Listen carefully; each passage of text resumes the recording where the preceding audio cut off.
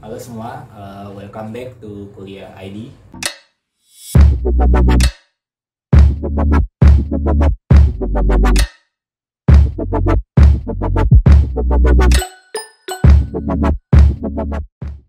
Jadi kenalin, nama gue Raffi. Gue mahasiswa PKN STAN tahun 2017 dari program studi D3 Manajemen Aset. Hari ini gue pengen jelasin mengenai STAN, akademik, kemudian pengalaman perkuliahan di mana gue akan cerita di sini. BTW ini videonya akan kebagi jadi 2 part ya.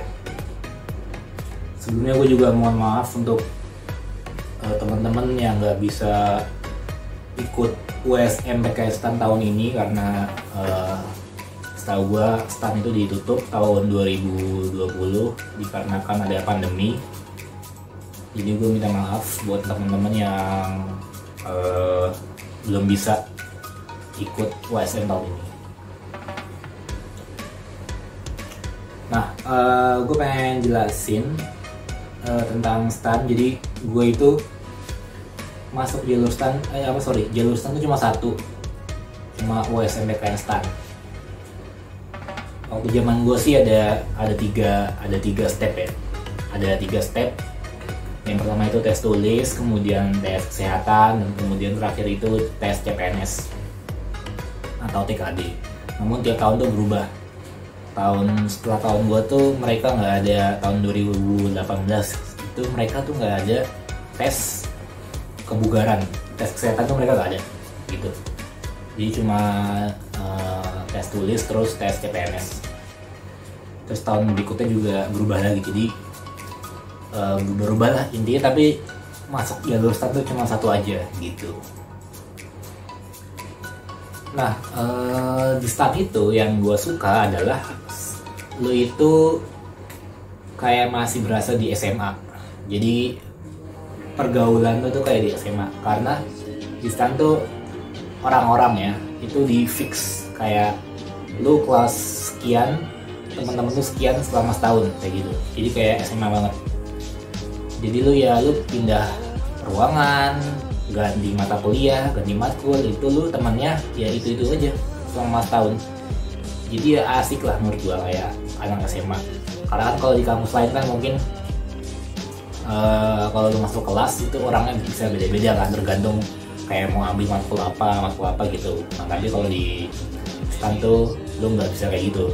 Jadi mata kuliah lu udah fix, teman-teman lu udah fix selama setahun. Tahun berikutnya ntar di shuffle gitu. Terus untuk akademik ya gue nggak pintar-pintar banget sih ya. Gue lebih banyak aktivitas di luar akademik kalau jujur.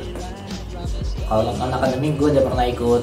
Jadi gini, di STAN tuh ada 3 kepanitiaan terbesar. Yang pertama itu dinamika, yang kedua itu panitia wisuda atau disingkat Panwis, kemudian yang terakhir adalah disnatalis. Nah, kalau dinamika itu adalah ospek kampus. Jadi ya ngurusin ospek gitu, ketemu maba, ketemu miba. Dan kalau Panwis, panitia wisuda, lu ngurusin wisuda, cutting, dan kemudian kalau disnatalis itu lu ngurusin ulang tahunnya STAN. Gue udah pernah ikut panitia wisuda doang selama 3 kali ya, 3 kali itu. Gue juga pernah ikut di tingkat pertama, di tahun pertama, tingkat 1 itu gue ikut himpunan mahasiswa manajemen keuangan. Mungkin kalau di kampus lain namanya BEM fakultas gitu ya, kayaknya sih gitu sih.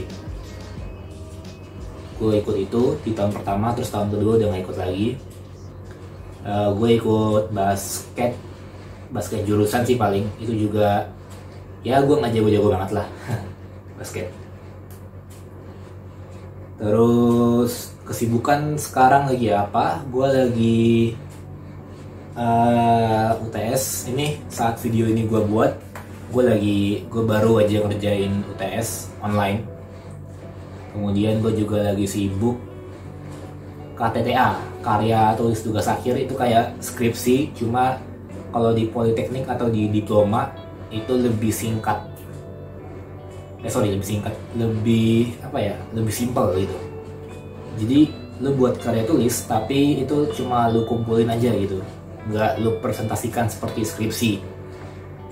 Dikumpulkan dengan ada syarat-syarat tertentunya, kayak gitu sih kalau di STAN ya, kayak gitu. Jadi gue lagi sibuk buat itu. Dan berapa tahun lagi gue kuliah, berapa tahun ya, mungkin bulan sih ya, karena gue sekarang semester 6 ini. Jadi gue semester terakhir, mungkin harusnya gue September atau Oktober insya Allah wisuda. Amin. Kayak gitu. Jadi ya gue tinggal beberapa bulan lagi lah, 3 apa 4 bulan ya. Ya pokoknya sekitar segitu.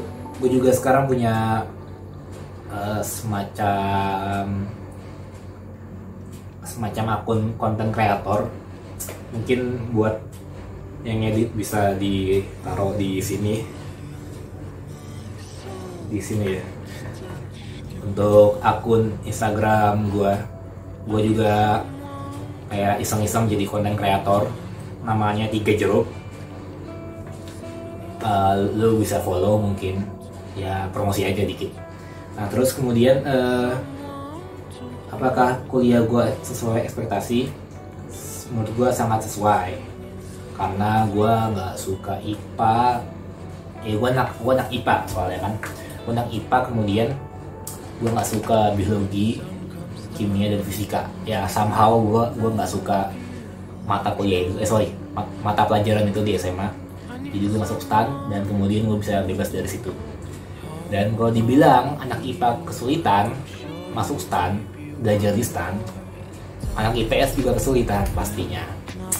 Ya gue yakin sih, karena setahu gue anak STAN tuh kebanyakan dari IPA kan. Ya mereka tuh ya semuanya start dari nol gitu. Entah lu IPS, entah lu dari IPA, lu sama-sama start dari nol. Jadi ya sama-sama belajar. Jadi nggak ada yang lebih pintar, nggak ada yang lebih bodoh. Semuanya sama-sama aja. Entah lu IPA, entah lu IPS, pasti lu bakal mulai dari awal. Kayak gitu sih menurut gua. Suka duka perkuliahan, yang gue suka ya tadi, anaknya asik-asik, orangnya asik-asik, kuliahnya enak lah.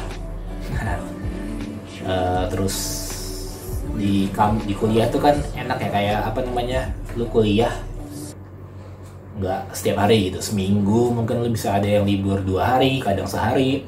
Terus juga kadang ada yang 1 hari itu padat banget dari pagi sampai sore. Tapi gue lebih suka sih cara ininya daripada waktu SMA gitu. Jadi kalau menurut gue kuliah tuh lebih fleksibel, gue lebih suka aja. Dan di kuliah tuh lu bisa berkreativitas lebih luas, lebih banyak daripada saat lu SMA. Kalau menurut gue, karena di kuliah tuh banyak banget wadah-wadah ya, wadah-wadah untuk lo berkreativitas kayak gitu. Kemudian dukanya itu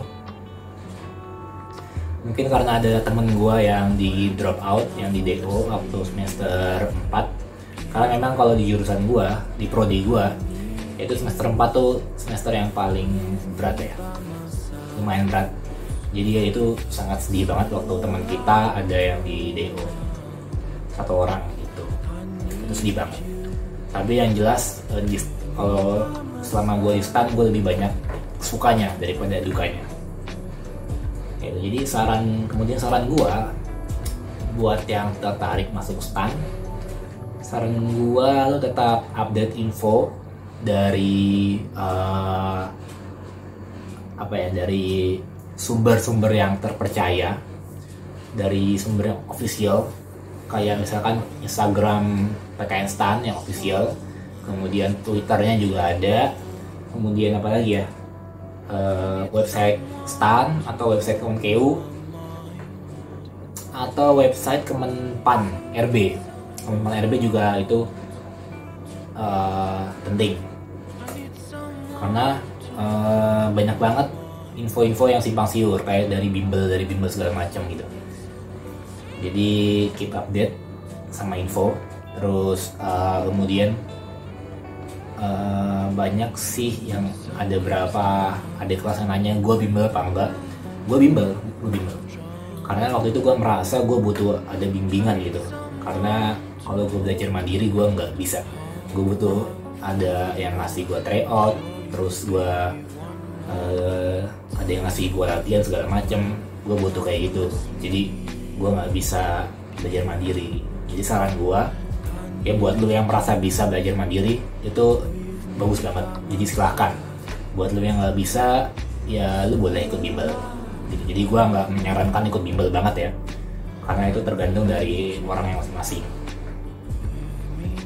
So itu sih untuk video pertama, karena video ini akan kebagi jadi 2 part. Jadi buat lo yang pengen masuk STAN, semangat tahun depan. Dan oke, jangan lupa nonton video part 2 nya.